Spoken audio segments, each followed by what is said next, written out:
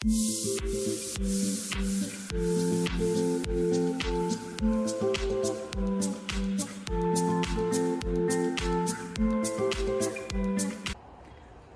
Welcome back to my YouTube channel. ನಾನು ಇಷ್ಟು ದಿನ ಹೇಳ್ತಿದ್ದೆ ನನ್ನ ತಮ್ಮನೂ US ಬರ್ತಾನೆ ಅಂತ ಎಷ್ಟೊಂದು ಬ್ಲಾಗಲ್ಲಿ ಹೇಳೀನಿ. ಆಮೇಲೆ ಅವ್ನು ಬಂದ. ಇವತ್ತು ಆಲ್ರೆಡಿ ಅವ್ನು ಹೊರಡೋ ದಿನವೂ ಬಂದುಬಿಡ್ತು. Like it's been almost 1 month ಅವ್ನು ಬಂದು. ಇವತ್ತು ಅವನು ಹೊರಡೋ ದಿನ. ನಾವೆಲ್ಲ ಏರ್ಪೋರ್ಟ್ಗೆ ಹೋಗ್ತಾ ಇದ್ದೀವಿ. ಮಧ್ಯಾಹ್ನ ಅವ್ನ ಫ್ಲೈಟ್ ಇರೋದು, ಇವಾಗ ಬೆಳಗ್ಗೆ ಆಗದೆ. ಅಮ್ಮ ಅವ್ನಿಗೆ ಏನೇನು ಸ್ಪೆಷಲ್ ಮಾಡ್ತಿದ್ದಾಳೆ ಅಂತ ತೋರಿಸ್ತೀನಿ. ಅವನಿಗೆ ಫುಡ್ ಪ್ಯಾಕ್ ಮಾಡಿ ಕೊಡ್ತಾ ಇದ್ದೀವಿ, ಸೊ ದಟ್ ಅವನು ನಾಳೆನೂ ಅಲ್ಲಿ ಹೋದ್ಮೇಲೆ ರೀಚ್ ಆದಮೇಲೆ ಸ್ವಲ್ಪ ತಿನ್ಕೋಬೋದು. ಅವನೇ ಹೋಗಿ ಮಾಡೋದು ಎಲ್ಲ ಟೈಮ್ ಆಗ್ತದೆ, ಹಾಗಾಗಿ ಅದನ್ನು ಪ್ಯಾಕ್ ಮಾಡಿ ಕೊಡ್ತಿದ್ದಾಳೆ ಅಮ್ಮ. ಇವಾಗ ಮಧ್ಯಾಹ್ನ ನಾರ್ಮಲ್ ಆಗಿ ಊಟ ಮಾಡಿಕೊಂಡು ನಾವೆಲ್ಲ ಏರ್ಪೋರ್ಟಿಗೆ ಹೊರಡ್ತೀವಿ. ಆ್ಯಂಡ್ ಅವನು ಇವತ್ತೇನೋ ಸ್ಪೆಷಲ್ ಮಾಡಿಕೊಡ್ತಾ ಇದ್ದಾನೆ ನಮಗೆ, ಅದನ್ನು ನಾನು ತೋರಿಸ್ತೀನಿ ಬ್ಲಾಗಲ್ಲಿ. ಇವಾಗ ಅಮ್ಮ ಏನೇನು ಮಾಡಾಳೆ ಅನ್ನೋದನ್ನು ಫಸ್ಟ್ ಹೋಗಿ ತೋರಿಸ್ತೀನಿ. ಇವತ್ತು ಸ್ವಲ್ಪ ಎಮೋಷ್ನಲ್ ಬ್ಲಾಗ್, ಯಾಕಂದರೆ ಅವನು ವಾಪಸ್ ಹೊರಡ್ತಾ ಇದ್ದಾನೆ. ನಾವು ಕೂಸನ್ ಕೂಡ ಕರ್ಕೊಂಡು ಏರ್ಪೋರ್ಟಿಗೆ ಹೋಗ್ತಾ ಇದ್ದೀವಿ. ನೋಡೋಣ, ನಾವು ಪಾಸ್ ತೊಗೊಂಡ್ಬಿಟ್ಟಿವಿ, ಹಾಗಾಗಿ ನಾವು ಅವ್ನ ಬೋರ್ಡಿಂಗ್ ತನಕನೂ ಅಲ್ಲೇ ಇದ್ದು ಆಮೇಲೆ ಬರ್ತೀವಿ. ಸೊ ಇದು ಇವತ್ತಿನ ಬ್ಲಾಗ್ದು ಡೀಟೇಲ್ಸ್. ಮೇಥಿ ಚಪಾತಿ ಮಾಡಾಳೆ. ಇದು ಅವನಿಗೆ ಪ್ಯಾಕ್ ಮಾಡಿಕೊಡ್ಲಿಕ್ಕೆ.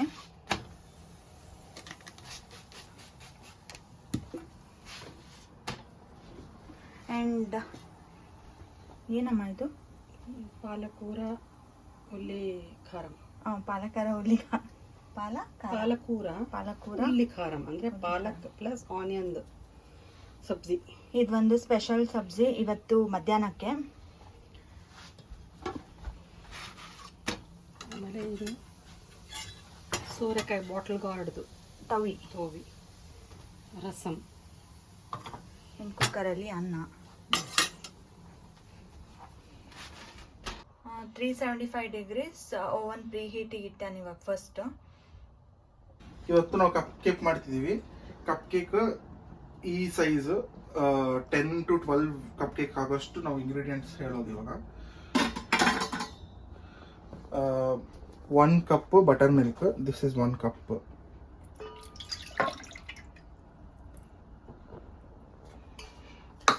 ಇವಾಗ 1 cup ಅಷ್ಟು ಶುಗರ್ ಹಾಕೋಬೇಕು.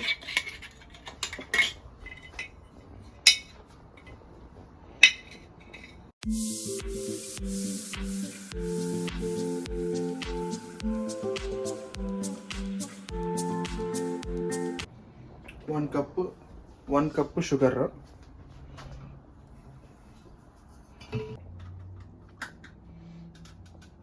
ಇವಾಗ ಸೇಮ್ ಕಪ್ ಒಳಗೆ 1/2 cup oil.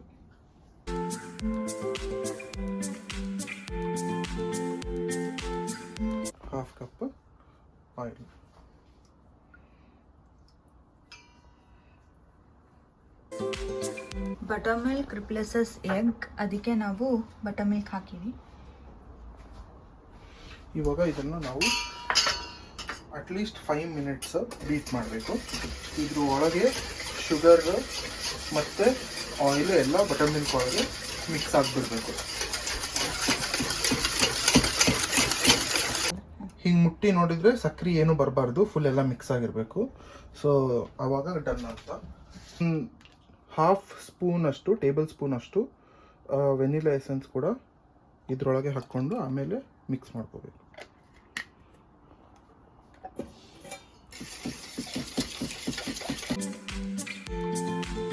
Same ಬಟ್ಲೊಳಗೆ same measuring cup ಒಳಗೆ ಕೂಡ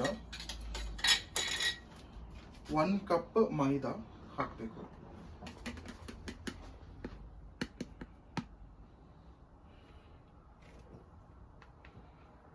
ಅದಾದಮೇಲೆ 1/4 cup ಕೋಕೋ ಪೌಡರ್, ಅನ್ಸ್ವೀಟೆಂಡ್, ಇದು ಟ್ರೇಡರ್ ಜೋಸ್ದು.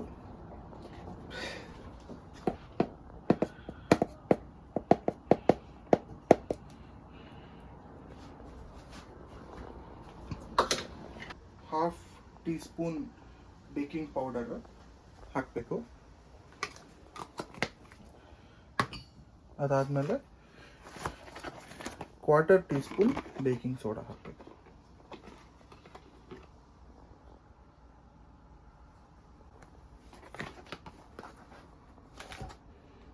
ಹಾಕ್ಬಿಟ್ಟು ಇದನ್ನು ಫುಲ್ ಜರಡಿ ಹಿಡ್ಕೋಬೇಕು.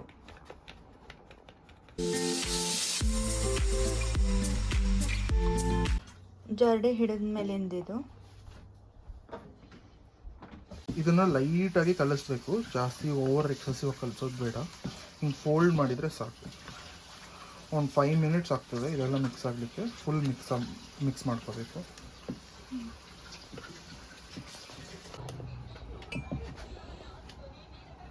ಇವಾಗ ಸ್ಮೂತ್ ಆಯಿತು. ಈ ಥರ ಸ್ಮೂತ್ ಕನ್ಸಿಸ್ಟೆನ್ಸಿ ಬರಬೇಕು. ಬಂದಮೇಲೆ ನಾವು ನಮಗೆ ಯಾವ ಟಾಪಿಂಗ್ಸ್ ಬೇಕೋ ಆ ಟಾಪಿಂಗ್ಸ್ ಹಾಕೋಬೋದು. ನಾವಿಲ್ಲಿ ಒಂದು ಸ್ವಲ್ಪ ಟೂಟಿ ಫ್ರೂಟೀಸ್ ಹಾಕೊತಾ ಇದ್ದೀವಿ,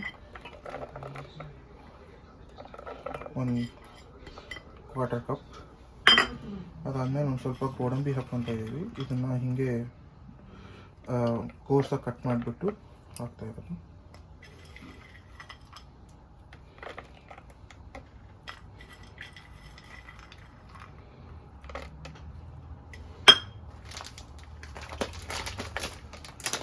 ಅದಾದಮೇಲೆ ಒಂದು ಸ್ವಲ್ಪ ಚಾಕ್ಲೇಟ್ ಚಿಪ್ಸ್ ಕೂಡ ಹಾಕ್ತಿರೋದು.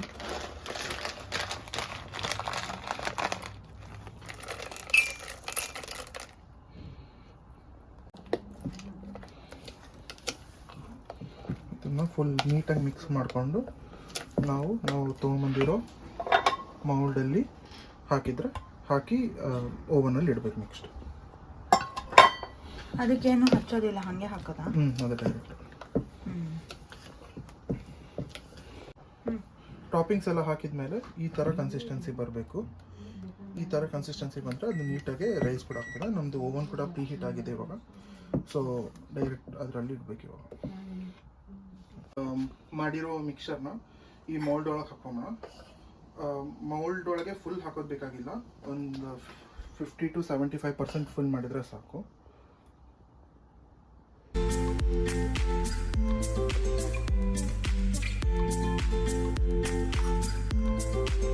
ಮಿಕ್ಸರ್ ಎಲ್ಲ ಹಾಕಿದ ಮೇಲೆ ಒಂದು 30 ಸೆಕೆಂಡ್ಸ್ ರೆಸ್ಟ್ ಮಾಡ್ಲಿಕ್ಕೆ ಬಿಟ್ಬಿಟ್ಟು ಇದನ್ನು 375 ಡಿಗ್ರೀಸ್ ಪ್ರೀ ಹೀಟೆಡ್ ಓವನ್ ಒಳಗೆ 25 to 30 ಮಿನಿಟ್ಸ್ ಇಡಬೇಕು.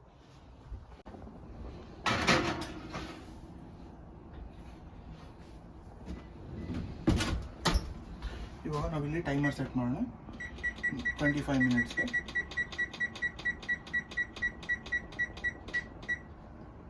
ಸ್ಟಾರ್ಟ್. ಡನ್. 25 ಮಿನಿಟ್ಸ್ ಆದಮೇಲೆ ನಾನು ಓಪನ್ ಮಾಡಿದೆ. ನೋಡ್ಬೋದು ಎಷ್ಟು ಫ್ಲಫಿಯಾಗಿ ಎಷ್ಟು ಚೆನ್ನಾಗಾಗದೆ. ನನಗಂತೂ ಭಾಳ ಇಷ್ಟ ಆಯಿತು. ಇದಾದಮೇಲೆ ನಾನು ತುಂಬ ಸಲ ರಿಪೀಟ್ ಮಾಡೀನಿ. ಇವತ್ತಿಂದು ಸ್ಪೆಷಲ್ ಅಡುಗೆ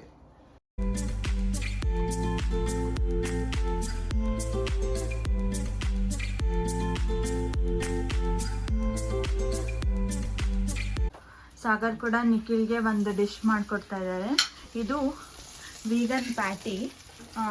ಬರ್ಗರ್ ಮಧ್ಯೆ ಇರ್ತದಲ್ಲ ಆ ಥರ ವೆಜ್ ಪ್ಯಾಟಿ ಅಲ್ಲ, ಇದು vegan patty.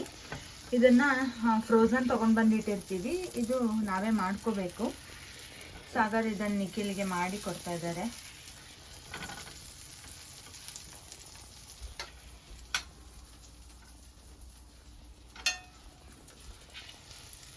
Burger patty ready ಆಯಿತು.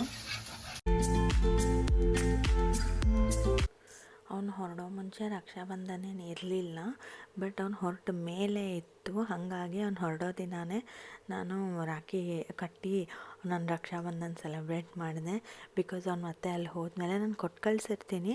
ಅಲ್ಲಿ ಅವ್ನ ಫ್ರೆಂಡ್ ಒಬ್ಳಿದ್ದಾಳೆ, ಅವಳು ಕಟ್ತಾಳೆ ಯೂಶಲಿ ನನ್ನ ಪರವಾಗಿ. ಬಟ್ ಅವನು ಇದ್ದ ಅಂತ ನಾನು ಆ ಆಪರ್ಚುನಿಟಿ ಮಿಸ್ ಮಾಡ್ಕೊಳ್ಳಿಲ್ಲ. ನಾವು ಅವತ್ತೇ ಸೆಲೆಬ್ರೇಟ್ ಮಾಡಿಬಿಟ್ವಿ.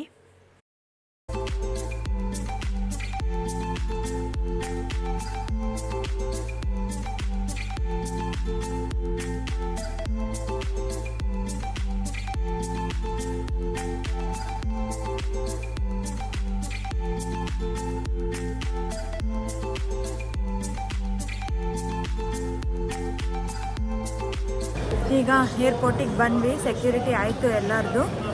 ಇನ್ನು ಗೇಟ್ ಹತ್ರ ಹೋಗಬೇಕು. ಇನ್ನೂ 2 ಅವರ್ಸ್ ಅದೇ, 1.5 to 2 hours ಅದೇ. ಸೊ ಆರಾಮಾಗಿ ಹೋಗ್ತೀವಿ ನಾವು ಗೇಟ್ ಹತ್ರ.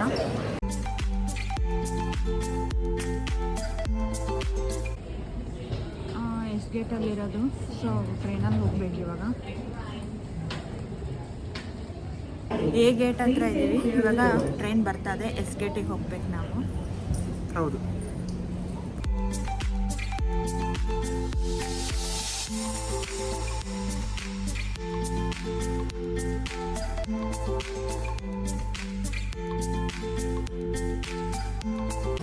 ಬಂದ್ವಿ ಎಸ್ ಗೇಟ್ಗೆ.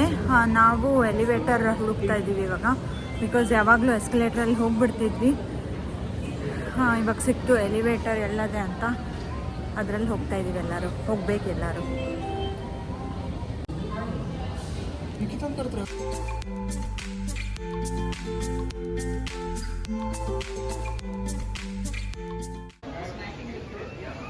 ಬಂದ್ವಿ ಇವಾಗ S80 ಹೋಗ್ಬೇಕು ನಾವು.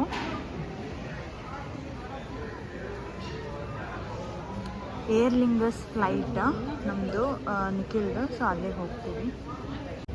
ಸೊ ಏರ್ಪೋರ್ಟಲ್ಲಿ ನರ್ಸಿಂಗ್ ರೂಮ್ ಕೂಡ ಇದೆ. ನಾ ಫಸ್ಟ್ ಬಂದ ತಕ್ಷಣ ಇದನ್ನು ಕೇಳಿ ಇಟ್ಕೊಂಡು ಬಿಡ್ತೀನಿ, ಬಿಕಾಸ್ ಬೇಬಿಗೆ ಫೀಡ್ ಮಾಡಬೇಕಾಗ್ತದೆ. ಅವ್ನು ಹತ್ತ ತಕ್ಷಣ ನಾನು ಹುಡುಕ್ಲಿಕ್ಕೆ ಆಗಲ್ಲ ಅಂತ ಮುಂಚೆನೇ ಹುಡ್ಕೊಂಡು ಬಂದ್ಬಿಟ್ಟಿವಿ ಇಲ್ಲಿ.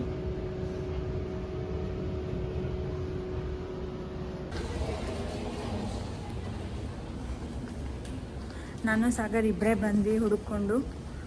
ಅಮ್ಮನ ಅಪ್ಪನ ನಿಖಿಲ್ ಜೊತೆ ಕೂಡಿಸಿ ಬಂದೀವಿ. ಜಸ್ಟ್ 1 ಲೆವೆಲ್ ಕೆಳಗಡೆ ಇದು ಇರೋದು, ಎಸ್ ಗೇಟಿಂದ 1 ಲೆವೆಲ್ ಕೆಳಗಡೆ. ಸೊ ಇಲ್ಲಿ ಅದು ಬಂದು ಒಳ್ಳೆ ಫೆಸಿಲಿಟಿ ಮಾಡಿಕೊಟ್ಬಿಟ್ಟಾರೆ ನಮಗೆ. ಫೀಡಿಂಗ್ ರೂಮ್ ಎಲ್ಲ ಕಡೆನೂ ಇರ್ತದೆ. ಇದು actually particularly for nursing room. ನಾನು ನಿಮಗೆ ತೋರಿಸ್ತೀನಿ ಇಲ್ಲಿ. ಇದು ಈಗ ಬೋರ್ಡಿಂಗ್ ಸ್ಟಾರ್ಟ್ ಆಯಿತು. ನಾವು ಸ್ವಲ್ಪ ಡ್ಯೂಟಿ ಫ್ರೀ ಎಲ್ಲ ಹೋಗಿ ತಿರ್ಗಾಡ್ಕೊಂಡು ಬಂದ್ವಿ. ಅವನು ಬೋರ್ಡಿಂಗ್ ಮುಂಚೆ ಕೂಸಿನ ಎತ್ಕೊಂಡು ಫುಲ್ಲು ಅದಕ್ಕೆ ಮುದ್ದು ಮಾಡ್ತಾ ಇದ್ದ. ಅವ್ನು ಬೆಳಲಿಕ್ಕೆ ರೆಡಿ ಇರಲಿಲ್ಲ, ಅಷ್ಟು ಚೆನ್ನಾಗೆ ಅಟ್ಯಾಚ್ಮೆಂಟ್ ಇರ್ತದಲ್ಲ. ಸೊ ಹಾಗಾಗಿ ಅವ್ನು ಬಿಡ್ತಾನೆ ಇರಲಿಲ್ಲ. ಅದಾದಮೇಲೆ ಬೋರ್ಡಿಂಗ್ ಸ್ಟಾರ್ಟ್ ಆಯಿತು. So full emotional time. ಅಮ್ಮ ಜಾಸ್ತಿನೇ ಬೇಜಾರು ಮಾಡ್ಕೊಂಡ್ಬಿಟ್ಟಿದ್ದು, ಅವನಿನ್ನ ಹೊರಟ್ಬಿಡ್ತಿದ್ದಾನೆ ಅಂತ. ಬಟ್ ಅವನ ಕಂಟ್ರಿಗೆ ಹೋಗಬೇಕಿತ್ತು. ಸೊ ಅವ್ನ ಕಮಿಟ್ಮೆಂಟ್ಸ್ ಐರ್ಲ್ಯಾಂಡಲ್ಲಿ ಅದೇ. ಸೊ ಅವನು ಹೊರಡಲೇಬೇಕಿತ್ತು ಆವತ್ತಿನ ದಿನ. ಹಾಗಾಗಿ ಅವನು ನಮಗೆಲ್ಲರಿಗೂ ಬಾಯ್ ಹೇಳಿಬಿಟ್ಟು ಇನ್ನು ಹೊರಟ. ಅವತ್ತು ಫ್ಲೈಟ್ ಕೂಡ ಆನ್ ಟೈಮ್ ಇತ್ತು. ನಮ್ಗೆ ಅದೊಂದು ಪ್ರಾಬ್ಲಮ್ ಆಗಲಿಲ್ಲ. ಅವನಿಗೂ ಅಷ್ಟೇ, ಅವನು ಆನ್ ಟೈಮ್ ರೀಚ್ ಆದ.